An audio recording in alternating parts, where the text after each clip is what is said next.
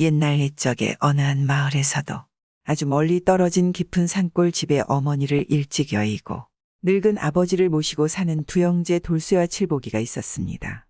이 형제는 우애도 좋고 효심도 깊어서 아버지를 잘 봉양하였으니 마을 사람들은 그런 형제를 늘 칭찬하곤 하였습니다.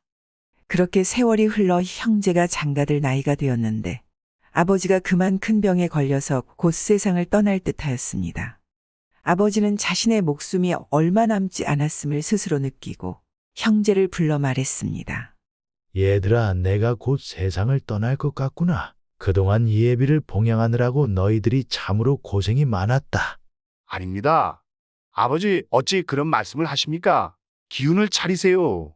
돌쇠 칠보기 형제는 눈물을 흘리며 아버지의 손을 붙잡고 그러니 아버지가 이 애비가 너희에게 큰 재산을 남겨주어 너희들이 편하게 살았으면 좋겠지만 남겨줄 것이 참으로 변변찮구나. 그나마 내가 너희에게 줄 것이라고는 저기 절구, 그리고 표주밭과 대나무 지팡이 이렇게밖에 없구나. 너희 둘이서 무엇을 가질지 정하도록 하거라. 아버지의 말에 형제는 서로의 눈을 바라봤습니다. 돌쇠 형님께서 먼저 하나 고르시고 그 다음엔 제가 고르겠습니다. 아버지는 흐뭇하게 형제들이 물건을 고르는 것을 바라보았습니다. 그리하여 장남 돌쇠는 절구를, 차남 칠보기는 표주밭과 대나무 지팡이를 골랐습니다. 그 모습을 보는 것을 마지막으로 결국 아버지는 세상을 떠나고 형제는 몹시 슬퍼하며 아버지를 잘 장사 지내드리고 이야기를 했습니다. 돌쇠가 칠보기에게 말했습니다. 이제 아버지가 돌아가셨으니 더 이상 이런 산골 오지에 살아갈 이유는 없다. 칠보가, 이제 이곳을 나가서 각기 살 궁리를 해야 하지 않겠느냐? 이곳에서는 하루 한 끼 해 먹는 것으로 매일 연명해야 할 것이다. 그러니 동생 칠보기가 고개를 끄덕였습니다. 맞습니다. 형님 넓은 세상에 나가서 일을 구하던지 하여 돈을 벌어야겠습니다. 그러자 돌쇠가 우리가 먹고 살 걱정이 없게 돼야 함께 모여서도 살 수 있을 것이지. 이 산에서 빠져나가는 두 갈래 길이구나. 우리가 각기 다른 길로 떠나고 훗날 뜻을 이루게 되면 이곳에서 만나기로 약조를 하자. 예, 돌쇠 형님. 형님 몸 건강히 잘 다녀오십시오. 그렇게 형제는 인사를 나누고 각기 다른 길로 길을 떠났습니다. 돌쇠는 북쪽으로 향했습니다. 북쪽에는 큰 산들이 아주 많았으니 이 돌쇠는 산들을 다니면서 사람들을 만나고 큰 돈을 벌 수 있는 일거리가 있는지 물었습니다. 그러자 사람들은 산에서 나는 산삼을 구하여 팔면 큰 돈을 벌 수 있을 것이라 돌쇠에게 말해 주었습니다. 산삼이라 산삼을 캐서 돈을 벌어 고향에 돌아가야겠다. 돌쇠는 그렇게 깊은 산을 돌아다니며 산삼을 찾아다녔습니다. 그는 아버지가 물려준 절구를 늘 몸에 지니고 다녔는데 여간 무거운 것이 아니라서 순간순간 절구를 버리고 싶은 마음이 들었습니다. 내가 지금 무슨 생각을 하는 거지? 아버지께서 물려주신 것을 절대로 버려서는 안 된다. 돌쇠는 그렇게 생각하고 절구를 귀하게 여기고 잘 챙겼습니다. 그렇게 열심히 산삼을 찾아다녔지만 산중에서 산삼을 찾는 것은 쉬운 일이 아니었습니다. 돌쇠는 산삼이 있을 만한 곳이면 험한 산길도 마다하지 않았는데 그러던 어느 날이었습니다. 어느 깊은 산중에 들어가 산삼을 찾던 돌쇠는 갑자기 하늘에 먹구름이 끼니 무척 당황했습니다. 이런 비가 오려나 보구나. 안 되겠다. 비를 피할 곳을 찾아봐야겠어. 돌쇠가 주변을 살펴보니 숲을 사이로 커다란 동굴이 하나 보였습니다. 옳거니 저기에 들어가서 잠시 비를 피했다가 비가 그치면 나가자 돌쇠는 동굴에 들어갔습니다. 동굴은 무척 어두웠기에 앞도 잘 보이지 않았습니다. 돌쇠는 동굴 깊은 곳에 한 자리를 차지하고 누웠습니다. 그리고 잠시 잠이 들었는데 갑자기 이상한 소리가 나서 잠에서 깨어났습니다. 사람들의 말소리였습니다. 오늘도 아주 돈을 많이 빼앗습니다. 그러게요, 이제 돈 걱정 없이 살 수 있겠습니다. 두목 도적질을 그만할까요? 대화 소리를 들어보니 도적들인 듯하였습니다. 그들은 촛불을 들고 있었는데 다행히 불빛이 돌쇠가 있는 곳까지는 미치지 않았기에 도적들은 돌쇠를 발견하지 못했습니다. 하지만 곧 도적들이 자신을 발견하는 것은 시간 문제 같아 보였습니다. 돌쇠는 이 상황을 어찌해야 하나 고민했습니다. 그러다 문득 아버지가 물려준 절구가 생각났습니다. 옳거니 절구를 한번 이용해 보자. 돌쇠는 절구를 조심스럽게 꺼내어 동굴벽에 치기 시작했습니다. 그러자 괴상하고 커다란 소리가 났고 소리는 동굴에 엄청나게 크게 울려 퍼졌습니다.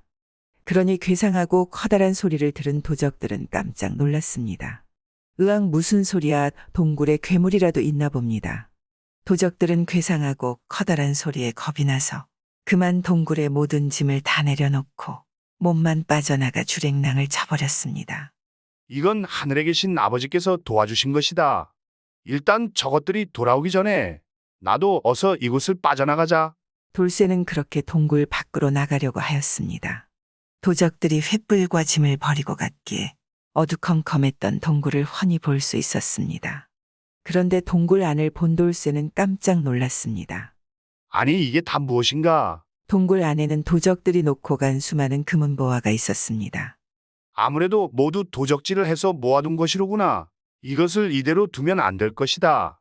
돌쇠는 그 중에 몇 가지 물건을 들고서는 곧장 산을 내려와 관아로 달렸습니다. 관아에 도착한 돌쇠는 즉시 사또에게 자신이 동굴에서 본 것들을 말했고 거기서 가져온 물건을 보였습니다. 그러자 사또가 깜짝 놀라며 말했습니다. 이것은 임금님께 진상을 올리려던 물건이다. 이것을 도둑 맞아서 온 마을이 난리였는데 내가 이것을 찾아오다니 우리 마을의 은인이로구나. 사또는 돌쇠가 가져온 물건을 보고 좋아하면서 곧 군사들을 모았습니다. 돌쇠는 그렇게 사또와 군사들을 데리고 자신이 있었던 동굴로 향했습니다. 그렇게 산을 올라 동굴 앞에 도착한 사또와 군사들은 근처에 숨어서 도적들이 나타나기를 기다렸습니다. 사또와 군사들이 숨을 죽이고 있자 잠시 후 도적들의 소리가 들려왔습니다. 두목님 동굴에 뭔가 이상한 게 있는 것 같은데 이렇게 가도 되는 겁니까? 아니 그럼 많은 재물과 보물들을 놓고 그냥 가자고. 아까는 놀라서 그랬지만 이번에는 아니야. 도적들은 작정을 하고 동굴로 들어갔습니다. 그 모습을 본 사또가 외쳤습니다. 지금이다. 모두 잡아들여라 도둑놈들을. 사또의 명령에 군사들이 동굴로 들어가서 도적들을 잡아왔습니다. 돌쇠 덕분에 사또는 도적들을 성공적으로 소탕할 수 있었고 그들이 그동안 훔쳐간 수많은 보물들을 찾을 수 있었습니다. 사또는 돌쇠에게 말했습니다. 네 덕분에 그동안 온 나라를 골치 아프게 했던 이 도적들을 잡을 수 있었다. 이 도적들은 특히 임금님에게 올라가던 진상품들을 노리고 훔쳤던 도적들이라 전하께서 특별히 큰 포상을 내릴 것이다. 아니 참입니까? 감사합니다. 참으로 감사합니다. 돌쇠는 절구 덕분에 위기를 넘기고 오히려 도적들을 잡는데 큰 공을 세워서 어마어마한 포상금을 받았습니다. 포상금은 무려 10만 냥이나 되었는데 이 돈이면 형제가 평생 먹고 살 수 있는 돈이었습니다. 돌쇠는 그렇게 포상금 10만 냥을 받아서 다시 왔던 길을 되돌아 고향으로 돌아갔습니다. 그리고 고향에서는 나라를 구한 영웅이라고 소문이 나서 수많은 혼처가 들어왔고 그중 가장 마음 씀씀이가 좋고 집안도 좋은 아름다운 여인과 혼인을 했습니다. 한편 칠복이는 남쪽의 길로 나아가 길을 가고 있었습니다. 남쪽은 아주 넓고 긴 숲이 우거졌는데 칠복이는 그곳에 들어갔다가 그만 길을 잃고 말았습니다. 아이고 이 숲은 어째 끝이 없는 거지. 여기는 아까 왔던 곳이 아닌가? 세상에 길을 잃었구나. 결국 길을 잃은 칠복이는 한참을 헤매다가 날이 어두워지고 캄캄한 밤이 되어 어느 폐가에서 몸을 쉬고 있었습니다. 별도 없는 캄캄한 밤이었습니다. 어찌 이리 어둡단 말인가? 아무것도 보이지 않으니 날이 밝을 때까지는 이곳에서 밤을 샐 수밖에 없겠구나. 칠복이는 그렇게 폐가에서 휴식을 취했습니다.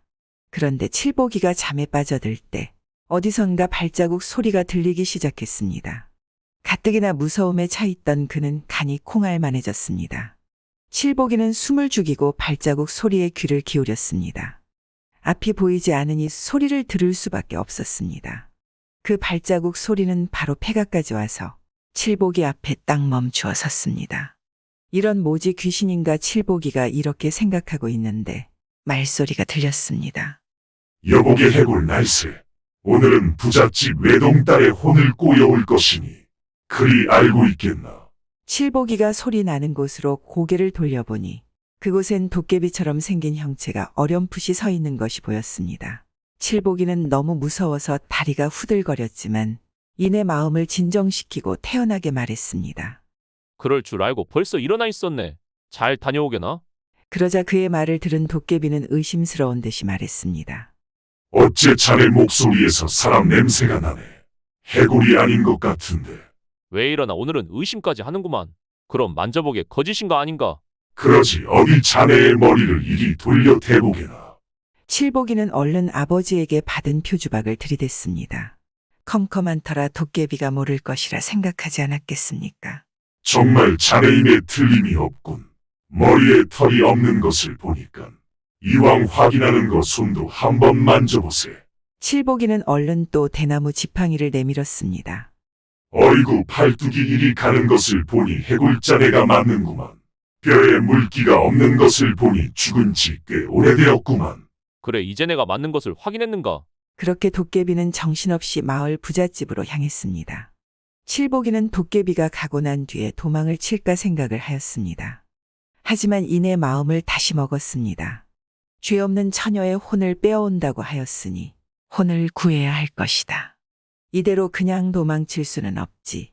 칠복이는 그렇게 생각하고 잠시 기다리고 있었습니다. 그러자 도깨비는 금방 돌아왔습니다.